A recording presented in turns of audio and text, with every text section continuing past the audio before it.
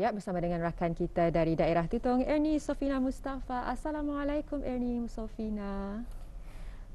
Waalaikumsalam warahmatullahi wabarakatuh. Selamat Ya. pagi Hani dan Daud Iskandar. Selamat pagi, salam sejahtera. Apa khabar hari ini Ernie Sofina?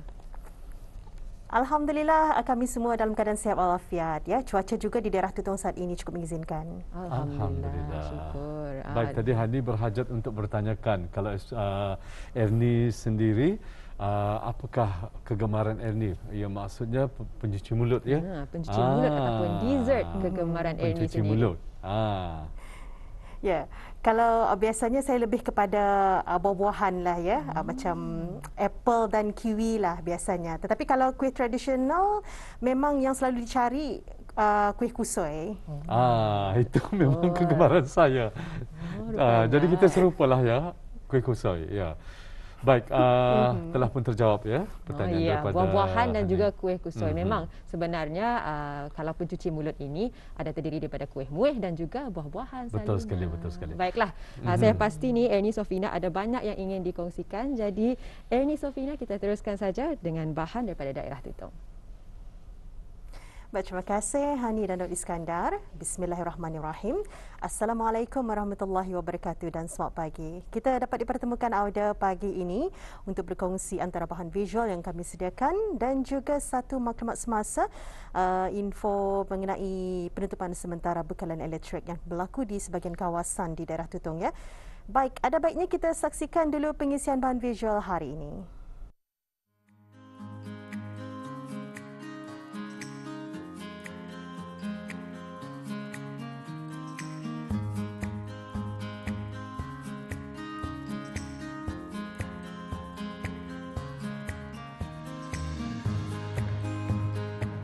Siapa sangka bahan-bahan buangan atau sisa-sisa pertanian yang sudah mereput atau buruk boleh dijadikan baja untuk tanaman.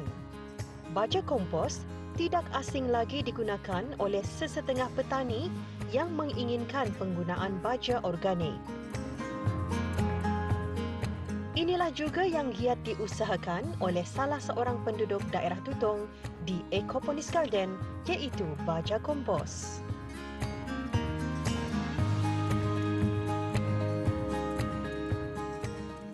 Kompos ini sebenarnya diperbuat daripada sayur-sayuran yang terbuang, yang mana banyak pada masa ini ia terbiar.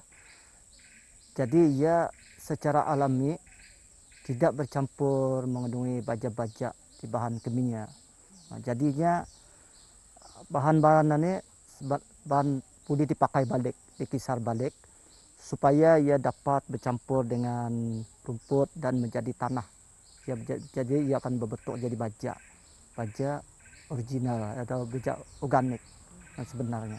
Pada mula asalnya, kita ni biasanya di rumah-rumah memisin rumput kan. Jadi rumput itu sebenarnya baik. Rumput itu kita ni ambil, simpan satu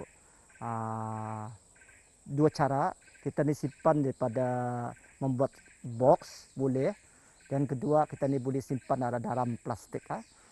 Mula-mula pertamanya kita ni masukkan rumput tadi yang sudah dimisin tu, masukkan sana.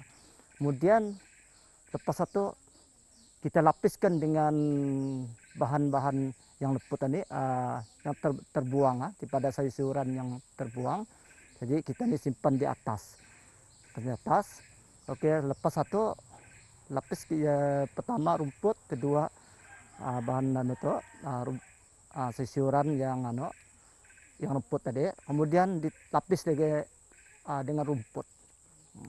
Dalam 2 minggu, ia akan leput. Apabila sudah leput, sayur sudah leput, kita ni akan campur, digaul.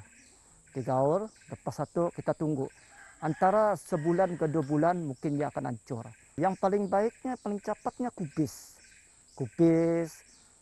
kemudian sikoi, nanas. Yang pentingnya jangan ada seperti tepurung piasau, jenis-jenis yang keras lah, durian kah, mungkin dia lambat. Kalau macam jenis daun, ia cepat remput. Selalunya apabila ia remput, kita ni akan nampak segala giok-giok dalam itu dan ia panas. Panas. Jadi tambah ia panas, tambah banyak sisiuran itu, jadi ia bikin cepat mereput. Jadi kita ni akan lihat banyak giok dalamnya. Jadi giok itu ia makan sisiuran itu. Jadi najisnya itu akan jadi baja, campur gaul.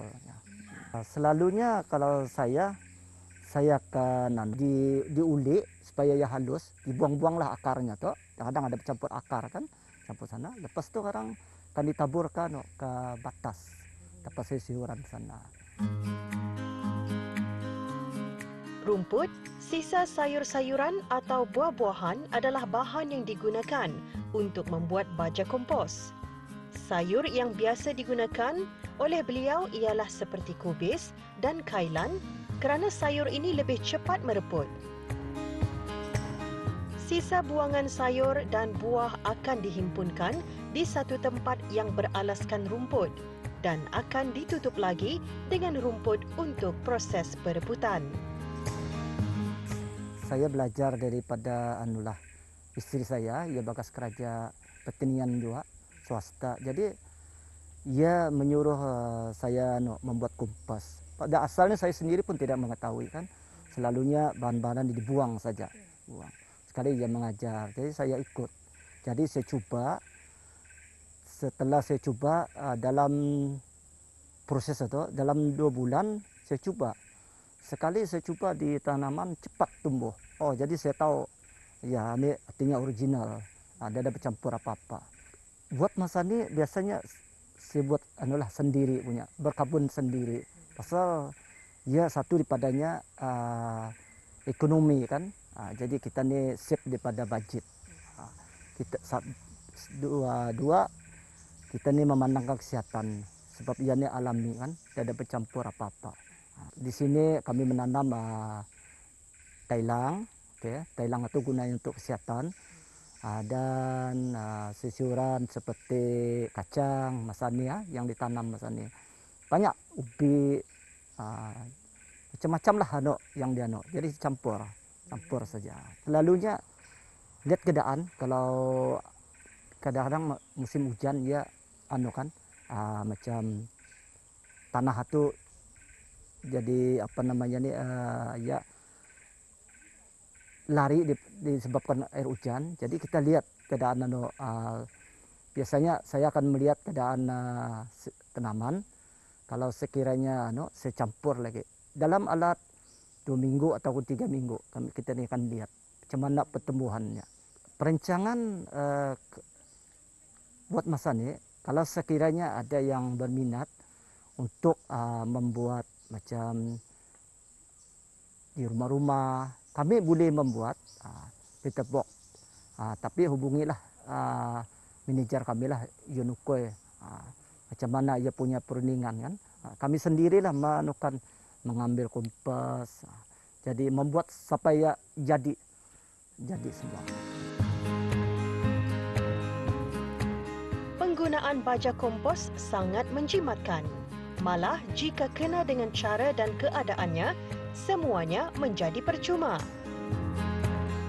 Malahan sekarang permintaan baja organik sangat tinggi kerana tidak menggunakan sebarang bahan kimia atau racun serangga. Auda boleh mencuba membuat baja kompos sama ada untuk kegunaan tanaman sendiri maupun penjualan baja kompos.